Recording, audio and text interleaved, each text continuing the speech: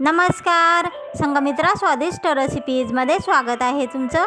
आज आपल्याला पौष्टिक व चविष्ट अशी फुलकोबीची म्हणजेच फ्लावरची भाजी बनवायची आहे। या पद्धतीने फुलकोबीची म्हणजेच फ्लावरची भाजी नक्कीच बनवून बघा। आणि नवीन असाल माझ्या चॅनलवर किंवा आतापर्यंत तुम्ही माझे चॅनल सबस्क्राइब केलेले नसेल तर अशाच नवनवीन रेसिपी पाहण्यासाठी माझ्या चॅनलला सबस्क्राइब करून घ्या। न विसरता बेल बटन ऑन करून द्या। फेसबुकवर हा व्हिडिओ बघत असाल तर फॉलो करायला विसरू नका। लाईक कमेंट व शेअरही नक्की करा। चला मग आपण आता फुलकोबीची म्हणजेच फ्लावरची भाजी कशी बनवायची ते बघूया।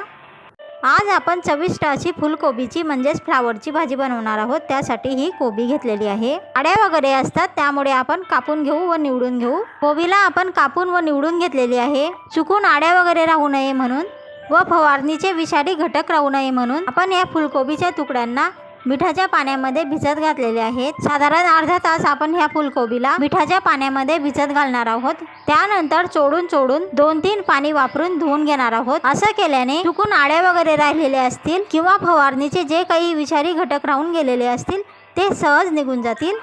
आपले फुलकोबीचे तुकडे धुवून तयार आहे। आता आपण हळद मीठ घालून मिक्स करून घेणार आहोत। ही भाजी कोरडी करायची असल्यामुळे मी ह्या भाजीमध्ये बिलकुल पाणी घातलेलं नाही। भाजी शिजवताना मिठाला पाणी सुटेल त्यामुळे ही भाजी सहज शिजून जाते। नाही शिजली तर थोडंसं पाणी घालू शकता। आता झाकण ठेवून आपण मंद गॅसवर ह्या भाजीला शिजवून घेणार आहोत।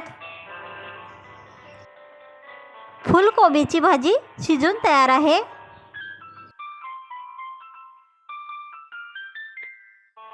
आता फोडणीसाठी इतर मसाले बघून घेऊया। एक मोठा टमाटा आपण कापून घेतलेला आहे। 15-20 लसूण पाकळ्या आपण चिरून घेतलेल्या आहेत।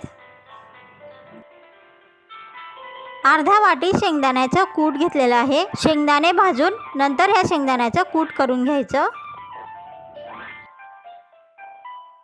अर्धा टेबलस्पून आपण मोहरी घेतलेली आहे। 2 टेबलस्पून जिरे घेतलेले आहे। गरम मसाला पावडर आपण अर्धा टेबलस्पून घेतलेली आहे। धना पावडर आपण 2 टेबलस्पून घेतलेली आहे। लाल तिखट पावडर तुम्ही चवीनुसार घेऊ शकता। मीठ व हळद पावडर आपण भाजी शिजवताना घातलेला असल्यामुळे आता घातलेलं नाही। फुलकोबीच्या भाजीला आता फोडणी देऊन घेऊया। तापलेल्या तेलामध्ये मोहरी घालून घेऊ, जिरं घालून घेऊ। जिरं मोहरी छान तळतळल्यानंतर चिरलेल्या लसूण पाकळ्या घालून घेऊ। आता छानपैकी फोडणी बसू देऊया।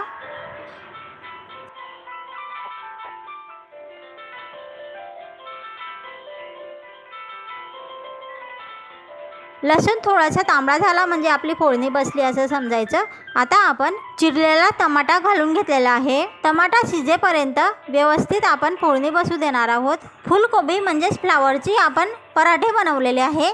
त्याचा व्हिडिओ मी अपलोड केलेला आहे। फुलकोबीचा पराठ्यांचा व्हिडिओ पाहण्यासाठी मी लिंक डिस्क्रिप्शनमध्ये टाकून ठेवलेली आहे। त्या लिंकला क्लिक करून तुम्ही फुलकोबीच्या पराठ्याचा व्हिडिओ बघू शकता। टमाटे व्यवस्थित शिजलेले आहेत, फोडणी बसलेली आहे। आता आपण चवीनुसार लाल तिखट घालून घेतलेलं आहे। धना पावडर घालून घेतलेली आहे।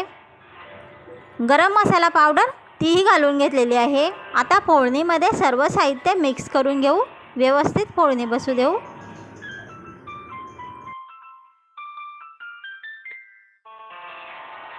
व्यवस्थित फोडणी बसल्यानंतर आपण शिजवून ठेवलेली फ्लावरची भाजी घालून घेणार आहोत। वरून शेंगदाणे कूटही घालून घेऊ। सर्व साहित्य व्यवस्थित मिक्स करून घेऊ।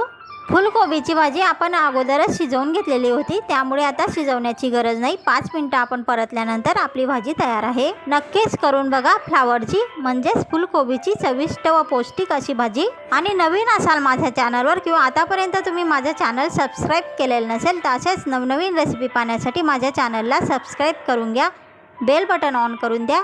फेसबुकवर हा व्हिडिओ बघत असाल ना तर फॉलो करायला विसरू नका। यूट्यूब चॅनलवर सबस्क्राइब करणे व फेसबुकवर फॉलो करणे हे विनामूल्य असतं। फॉलो केल्याने व सबस्क्राइब केल्याने माझ्या प्रत्येक व्हिडिओची नोटिफिकेशन म्हणजेच मेसेज तुमच्यापर्यंत पोहोचत राहील। त्यामुळे सबस्क्राइब व फॉलो नक्की करा। व्हिडिओला लाईक करा, छानशी कमेंट करायला विसरू नका आणि तुमचे मित्र मैत्रिणी नातेवाईक ओळखीच्यांना किंवा कोणत्याही सोशल साईटवर हा व्हिडिओ तुम्हाला शेअर करा असं वाटला तर नक्कीच शेअरही करा. चला मग आता भेटूया पुढच्या रेसिपीमध्ये. तोपर्यंत स्वतःची काळजी घ्या, स्वतःच्या कुटुंबियांचीही काळजी घ्या. पुढच्या रेसिपीपर्यंत नमस्कार.